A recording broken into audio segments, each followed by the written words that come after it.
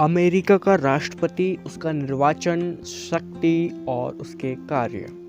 हम बात कर रहे हैं एक ऐसे शक्तिशाली व्यक्ति की जो विश्व में अपनी एक अलग पहचान रखता है।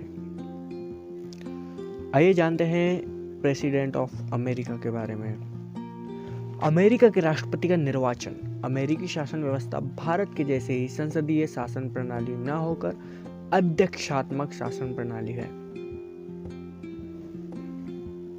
अध्यक्षात्मक शासन प्रणाली अर्थात जहां पर एक अध्यक्ष हो और एक व्यक्ति द्वारा शासन का कार्यपालिका हो, एक व्यक्ति की राष्ट्रपति द्वारा कार्यपालिका का दायित्व स्वीकारा जाए या किया जाए, वहां अध्यक्षात्मक प्रणाली है। वहां शासन की वास्तविक कार्यपालिक शक्तियां राष्ट्रपति में शामिल होती है। अमेरिका के राष्ट्रपति का चुनाव डायरेक्ट न होकर अप्रत्यक्ष रूप से किया जाता है। पहले जनता द्वारा निर्वाचक मंडल चुनाव किया जाता है, जिसमें 538 सदस्य, 3 कोलंबिया से, 435 प्रतिनिधि सभा से और 100 सीनेट से होते हैं। उसके बाद एक निश्चित तारीख को निर्वाचक मंडल के प्रतिनिधियों द्वारा राज्यों की राजधानी में वोटिंग की जाती है। इसके बाद वोट की गणना की जाती है। उनको प्रमाणित करने के लिए सीनेट के पास भेजा जाता है। सीनेट का अध्यक्ष कांग्रेस के दोनों सदनों की एकजुट बैठक में मतगणना कर चुनाव के परिणाम घोषित करता है और जो नया राष्ट्रपति चुनाव चयनित होता है वो 20 जनवरी को 4 साल के लिए पद ग्रहण करता है। अब देखते हैं अमेरिका के राष्ट्रपति की शक्तियां तथा कार्य। लॉर्ड ब्राइस ने अमेरिका के राष्ट्रपति को निर्वाचित सम्राट कहा है, जो राज्य और शासन दोनों करता है। मुनरो ने कहा कि अब तक लोकतंत्र में किसी भी व्यक्ति को इतनी ज्यादा अधिक सत्ता का प्रयोग करने का अवसर नहीं मिला जितना अमेरिका का राष्ट्रपति करता है। इसकी शक्तियों को कुछ बिंदुओं के अनुसार बांटा जा सकता है, जैसे कार्यपालिका शक्तियां, विधायी शक्तियां एवं न्यायिक शक्तियां और वित्तीय शक्तियां तथा संकटकालीन शक्तियां, दलीय नेता के रूप में शक्तियां।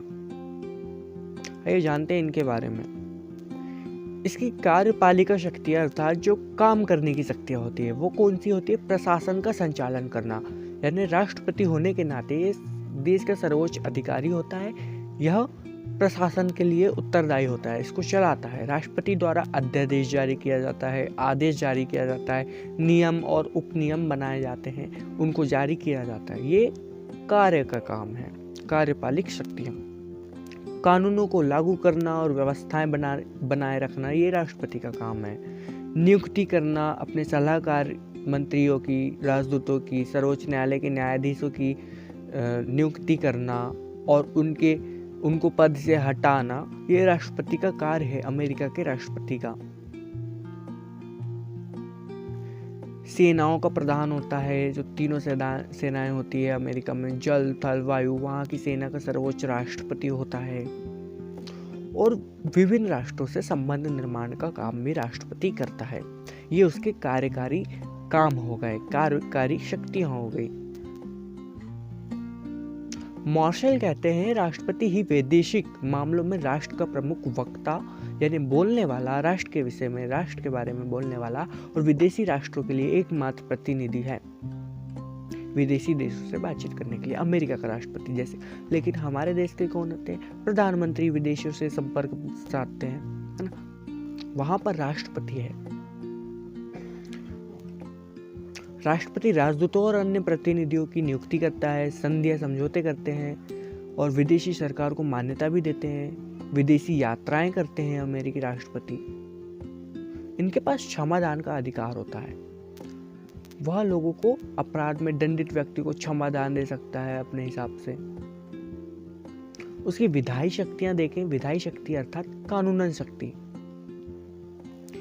पीटर कहते हैं कि संविधान ने राष्ट्रपति को विधायी प्रक्रिया के प्रारंभ और अंत का स्थान दिया है, यानी कि उसको शुरू करने और उसको समाप्त करने का, उसके आखिरी का काम दिया है, मतलब स्थान दिया है उसे, राष्ट्रपति को।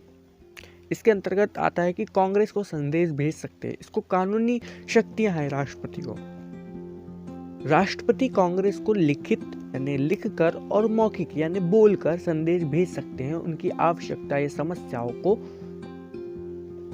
सिफारिश कर सकते हैं। कांग्रेस का विशेष अधिवेशन भी बुला सकते हैं राष्ट्रपति जरूरत पड़ने पर। वीटो की शक्ति है। निषेधाधिकार कैसे, इसका मतलब कि वो सहमत नहीं है, वो किसी भी विषय पर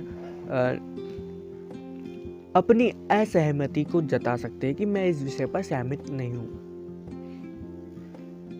वे किसी विषय को विलंब कर सकते हैं, उसको जेबी पॉकेट वीटो भी कहते हैं। दो तरह के वीटो है, विलंबकारी निषेधाधिकार और जेबी निषेधाधिकार। विलंबकारी मतलब किसी भी विधेयक या फिर कानून को उसका वीटो का प्रयोग करके वो देरी कर सकता है, उसमें रोक लगा सकता है। और जेबी यानी कि पॉकेट वीटो, वो अपने पास रख सकता है। जब कांग्रेसी अधिवेशन न चल रहा हो तो राष्ट्रपति विधेयक पर विचार करने के लिए 10 दिन अपने पास रख सकते हैं, और 10 दिन के अंदर अधिवेशन समाप्त हो जाए और राष्ट्रपति उस पर कोई स्वीकृति न मिले तो वह अस्वीकृति प्रदान की हो, तो यह माना जाता है कि विधेयक राष्ट्रपति के पास ही है। इसे पॉकेट वीटो कहते हैं। जेबी का मतलब होता है जेब, हमारे पास जेब होता है ना, तो पॉकेट के मतलब अपने पास रख सकता है वो। न्यायिक शक्तियां देखते हैं हम। न्यायिक शक्तियां कौन कौन सी, अभी हमने देखा कार्यपालिका, और अब देखेंगे हम फिर देखा विधायी, और फिर आएंगे न्यायपालिका। न्यायिक शक्ति, न्यायाधीशों की नियुक्ति करते हैं राष्ट्रपति। सीनेट की सहमति से राष्ट्रपति समस्त संघीय न्यायालयों में न्यायाधीशों की नियुक्ति करते हैं, लेकिन उनको पद से नहीं हटाते, और क्षमादान का अधिकार है उन्हें, क्षमा कर सकते हैं। लेकिन जो राष्ट्रपति होते हैं वो केवल संघीय कानूनों के दंडित अधिकारियों को माफ कर सकते हैं, जो संघ के द्वारा दंडित है।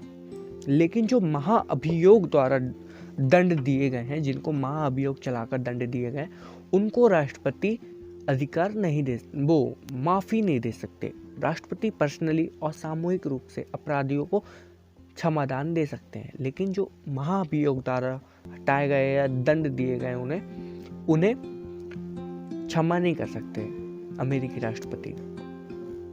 उनकी वित्तीय शक्तियां हैं। अमेरिका के संविधान ने कांग्रेस को वित्तीय शक्तियां दी हैं, किंतु जो वास्तविक शक्तिशाली वास्तविक शक्ति का हकदार हम देख सकते हैं व्यवहार में, मतलब कि जो इसका काम करता है इस पर, वो राष्ट्रपति करता है। आय व्यय का वार्षिक बजट, जो सालाना बजट होता है, वो राष्ट्रपति की देखरेख में ही तैयार किया जाता है। अर्थात यहाँ पे वित्तीय बात हो रही है। ऑगस्ट रे ने लिखा है कि बजट एक अकाउंटिंग एक्ट 1921 के अनुसार राष्ट्रपति बजट का संचालक ही नहीं अपितु सरकार का वास्तविक कारोबार करने वाला प्रबंधक बन चुका है। मतलब उस पर शामिल हो गया है राष्ट्रपति उस चीज में, बजट में, है ना। तो यह वित्तीय शक्तियां उसकी है। दलीय नेता के रूप में देखें तो वह अपने दल का प्रभावशाली नेता होता है। वहां पर 2 दल है, डेमोक्रेटिक एंड रिपब्लिकन।